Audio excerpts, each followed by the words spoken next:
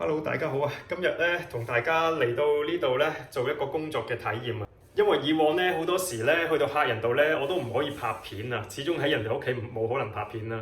咁所以咧今次咧好有幸咧，咁我嚟到呢度咧，咁可以拍片，我就可以話俾大家聽咧，其實我調音嗰陣時大概會有啲咩工作會做啦。咁咧今日會幫呢部琴調音啦。呢部琴我之前未調過音嘅，所以我而家都要 check 一 check 佢嗰個情況係點樣先。下面有啲雜物要攞走咗先。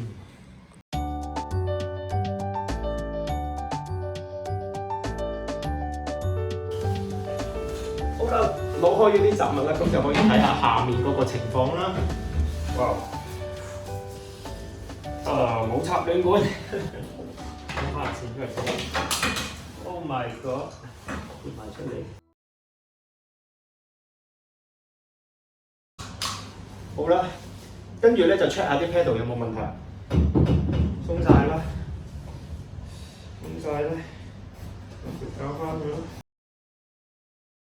做調音就係咁嘅啦，即係有啲人以為着住西裝攞住架撐開工好有型，其實咧好多時都係咁樣污糟邋遢，又要踎低啊，跟住又要掂啲曱甴蛋、曱甴屎啊。呢個就係調音師比較真實嘅一面啦。邊度中間 pedal 咁拉咗出嚟嘅？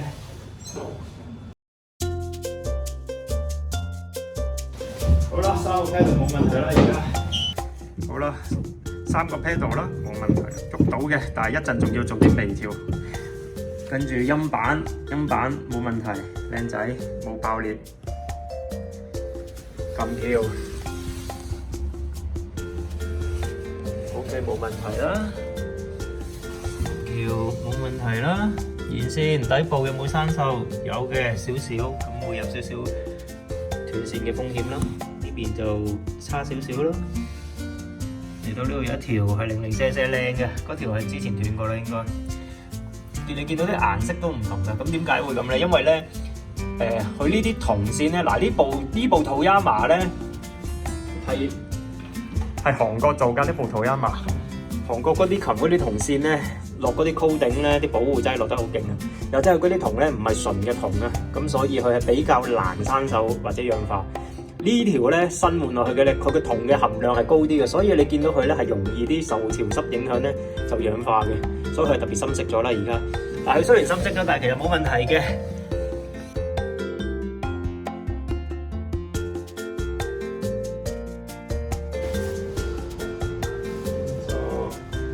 打開咗部琴啦，咁通常我就睇下有冇啲雜物先嘅。部琴算好乾淨，呢度冇雜物。咁摸下啦，摸下啲琴鍵啦，會唔會撳落有少少鬆啦？中間有少少鬆嘅，因為個 capstan 低咗佢就撳落去嘅時候會有下虛位嘅。有興趣嘅 regulation 嗰啲可以睇翻我之前啲片有講過。就插埋塊 muffler feel 啦。呢度喺我插 muffler feel 嘅時候，我發覺呢度有 EOS 嘅幼蟲。EOS 幼蟲咧，佢會咬爛啲絨巾，要包住自己嘅身體㗎。所以咧，你見到呢個有個綠色咁嘅袋仔咧，其實就係佢包住身體用嘅嗰個袋啦，唔係活生生嘅，可能已經變成成蟲飛走咗啦。睇下有冇明顯嘅俾蟲蛀嘅痕跡啦，因為都見到有個袋，可能有少少有啲蛀咗啦。好 ，check 3粒螺絲有冇擰緊？鬆嘅，偏偏鬆嘅，擰到。即係你唔擰實調音得唔得啊？冇話唔得嘅，不過你裡面啲嘢可能 regulation 標錯咗，你唔知咯，跟住。調嗰陣時咪聲怪怪地啊咁樣，會有呢啲問題㗎，所以一定要 check 咯。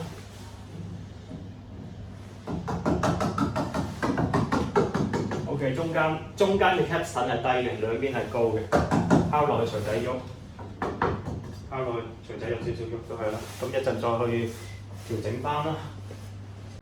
呢條線係之前斷過換過嘅，咁啊，睇一睇佢個手勢都 OK 嘅，3圈啦，個線頭有少少突咗出嚟，咁冇所謂嘅，呢個就冇乜所謂嘅。另外都睇下同其他釘個高度啦，咁就高咗好少啫。呢度我諗半個圈到1個圈左右嘅高度啦，可以接受嘅，即係唔會話高到真係突晒出嚟，或者低到好緊要，係 OK 可以接受。咁但係咧，呢個綠色絨咧冇幫你穿翻好嘅，如果有穿翻好嘅咧，咁啊更加好啦。呢啲係我嘅工具啦，除咗呢度咧，其實個箱仲有好多嘅。呢個拖鞋嚟嘅，呢包啦，呢盒啦，係啦，呢度仲有啲山打油啦，一大堆。可能會有啲人覺得我啲工具多得滯㗎，因為有啲師傅咧，你會發覺佢其實一袋嘢就搞掂㗎啦，就上嚟呢度調音㗎啦。我帶嘅工具比較多，因為我唔想咧我唔想我嘅工作會翻手啊，又要上嚟再做，再上嚟咧又要再慳多一次維修嘅費用啦。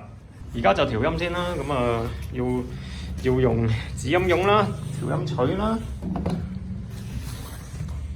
跟住呢個我哋叫 bed check regulator， 但係我通常都係篤個指音絨嘅，跟住嗰個指音鉗啦、指音膠啦，細嘅黑色，咁啊。防潮管咧最好喺調音之前插咗佢嘅，因為咧調完音之後先至開個暖管咧，嗰個溫度一上升咧，個音板有機會膨脹咧，就會導致少少走音嘅。個暖管個電線咧就去喺左邊出，咁左邊就冇電掣嘅。我要改一改嗰個方向啦，因為個電掣咧喺呢度。我哋嘅工具通常都放喺嗰個琴鍵嘅木頭上邊嘅，咁唔會咁樣，即係比較少嘅，即係基本上都唔會咁樣放嘅，因為你驚會整花啲 key。我就咁樣放啦。然之後啦，呢嚿嘢個用途咧就係將呢個指音絨加落條線度，咁咧咁樣攝住落去條線個作用咧就係我哋淨係要聽3條線之中間嗰條線，咁啊調好咗中間條線，然之後先至再對左右兩邊嘅線咁啊。所以呢條絨咧就係咁樣用嘅啦。咁大家都會見到我插呢條絨落去嘅時候咧，要踩喺個 pedal 嘅，製音器要打開嘅，就唔可以浸水落去嘅。咁如果唔踩住咧，製音絨有可能會變形啊，或者整親佢、整傷佢啦。然之後我呢支伸縮錘嚟㗎啦。咁啊，通常伸咁多啦，因為咧長啲嘅錘咧個力佢嗰個原理咧，你就會容易啲調嘅。咁實嘅釘咧就伸長啲，鬆嘅釘咧調音釘啊，鬆嘅調音釘咧就短翻啲。通常係咁樣調校。好啦，跟住 check 個 pitch 啦。咁我個 Apps 因為喺個電話度，所以咧我 show 唔到俾大家睇啦。頭先 check 到呢度係430至431左右啦，咁就我依部琴我會推去432.5嘅，因為要就翻個高音咧，個高音 fat 咗好多，我唔能夠拉太多。如果拉太多咧，呢度咧走音，即係再次走音嘅機會就係大㗎啦。咁所以咧個拉幅唔會太大通常，因為如果我一口氣拉去440咧，咁下個禮拜又要調音啦，咁變咗嗰個成本都會比較大。通常咧個做法都係穩定咁樣調上去，咁就算㗎啦。好啦，然之後咧就喺呢個 F 到 E 呢度咧就做一個12分音，做完12分音之後咧就8度咁樣上，跟住咧就調好個同度啦，中音同埋高音同度啦，然後咧我就會調埋最後調埋個低音嘅。我一路調，一路咧下面就喺度嗶嗶嗶。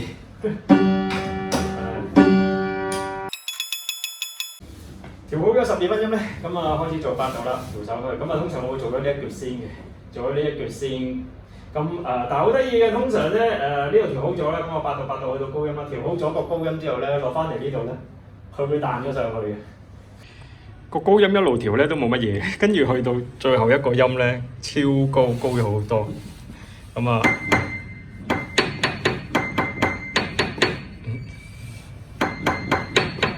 如果你識聽，你就聽得出係高咗好多嘅。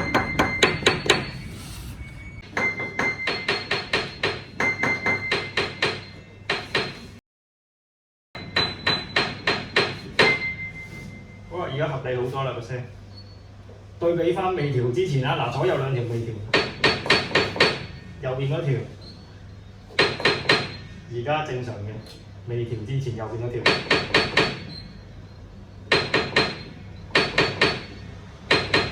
聽唔聽得出爭幾遠？呢個應該都有半度㗎啦。好，跟住調同度啦。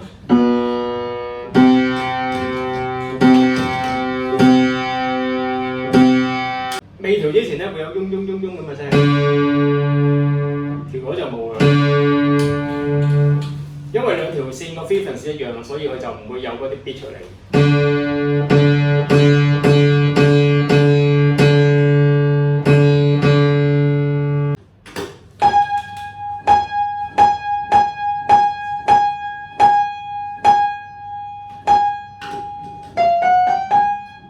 好，跟住就調低音啦。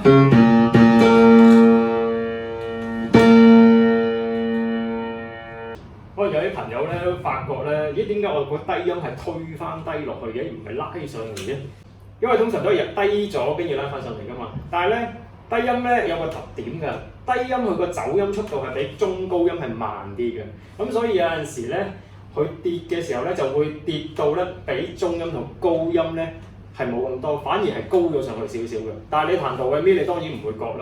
但係我哋調音嗰陣時咧，聽嗰啲 beat 就會發覺到呢個問題。如果有呢個問題咧，成個琴個平衡就會彈起上嚟好唔舒服㗎啦。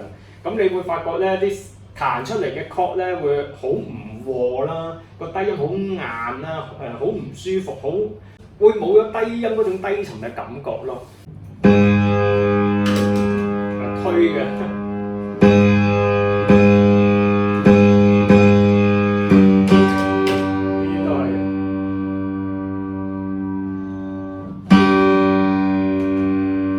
大家咧可能會發覺，咦點解我一路推低嘅時候，嗰個音咧好似越嚟越朦咁樣嘅咧？之前響嘅跟住朦嘅咧，係因為咧其實我哋推或者拉低音線嘅時候咧，嗰條線咧唔會好似我哋想象中咧係拉緊或者係放鬆咁嘅，即係個 tension 唔會係咁樣去掹。你除咗係咁樣去掹之後咧，條線其實會向上同埋向下喐嘅。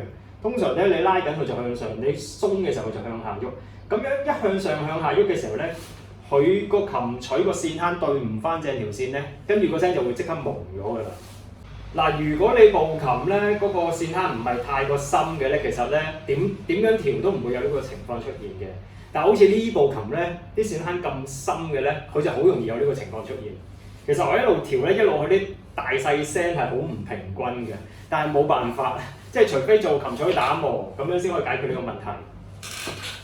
又或者你索性成副琴錘換咗佢咯，但係換副琴錘講緊15000到2萬幾蚊，你唔會咁樣做啦。呢部陶雅麻買翻嚟1萬蚊，1萬蚊多啲啦，最多係咯。咁你都冇理由花成15000、2萬蚊走去換副琴錘啊，唔划算嘅成件事。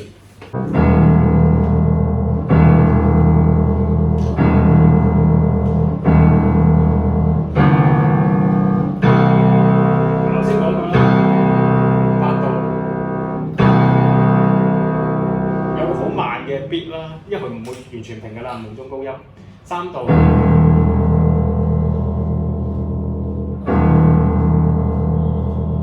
有個咁樣嘅 beat，大概呢個速度啦。每部琴都有少少唔同嘅，唔一定嘅。5度有一個圓滑嘅 beat 嘅。8度都係咁，符合咗呢3個要求咧，咁呢個音咧就為之調好。頭先一路調嗰陣時咧，呢條柱仔咧就一路喺度震到滴滴答答咁嘅聲。咁你一路彈咧，佢就一路咧就喺度震。咁啊，因為呢個膠咧，點解咧？因為呢個膠咧已經溶解咗啦，10幾20年，佢溶解咗啦，鐵同鐵撞，跟住咧就咁嘅聲啦，係咯，一陣要換埋呢粒膠。跟住呢度都係啦，呢度有啲 jack 咧翻唔到入去，因為呢啲咁樣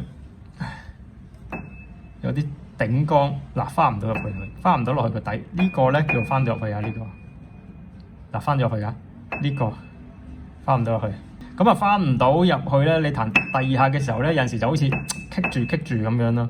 個原因咧，其實就係因為嗰個頂缸咧，呢個紅色呢度，佢嗰個絨咧膨脹咗咧，咁啊絕住咗嗰口續釘，咁於是咧呢個教位咧就唔順啦，咁佢翻唔到入去啦。一陣要落啲潤滑油啦。一路調音咧，就一路發現呢度有啲粉筆跡。呢啲粉筆跡做咩嘅咧？其實估計啊，應該係上一首咧呢部琴咧係攞嚟做個調音嘅訓練啊，跟住比分嘅時候留低嘅。好多時都會有呢啲咁嘅跡嘅。嗱，呢個中音呢啲都係啦，啲粉筆跡啦。錯咗嘅，通常錯咗嘅咧，我哋就會劃咗佢啦，就代表錯啦。續釘油啦，通常我會用呢隻啦，for鋼琴專用嘅。我咧就會用針筒咧去注射落去個山打位嘅。咁坊間好多師傅咧就攞支 WD-40 噴落去㗎啦。WD-40 咧係有用嘅，係都可以潤滑嘅，不過佢亦都有少少腐蝕性，同埋咧噴到入邊咧周圍都係咧油冧冧嗰種感覺咧好差，我唔中意，同埋一陣臭味，咁所以咧我通常都會用呢個方法，注射嘅方法。嗱，如果咧調音服務咧，只係有幾隻有一啲續釘唔係咁順嘅問題咧，咁我通常都免費整嘅。但係如果你話10幾20隻都係咁嘅，咁啊要俾錢㗎啦。係啦，咁樣用個針筒去滲落去啦，嗰啲續釘位啦，咁係最乾手正腳㗎啦。但係就花多少少時間心思咯。不過我自己就覺得總好過揾 WD-40 就咁噴落去咁核突啦，同埋好唔專業啊成件事，跟住啲 40又臭，我最唔中意㗎啦呢樣嘢。咁啊，但係每個師傅做事嘅手法都唔同啦，我又唔能夠講話人哋做得唔好嘅。咁啊，總之我就中意呢種乾手淨腳嘅方法啦。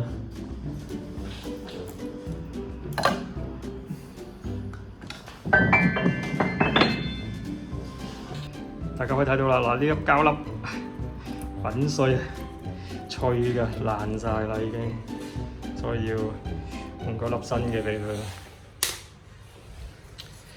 嗰粒新嘅喺呢度，一陣換上去就 OK 啦。琴鍵有少少緊啊，嗰個不成，嗰個 key 分不成啊，呢塊紅色絨啊，咁佢如果脹咗咧，呢個窿窄咗咧。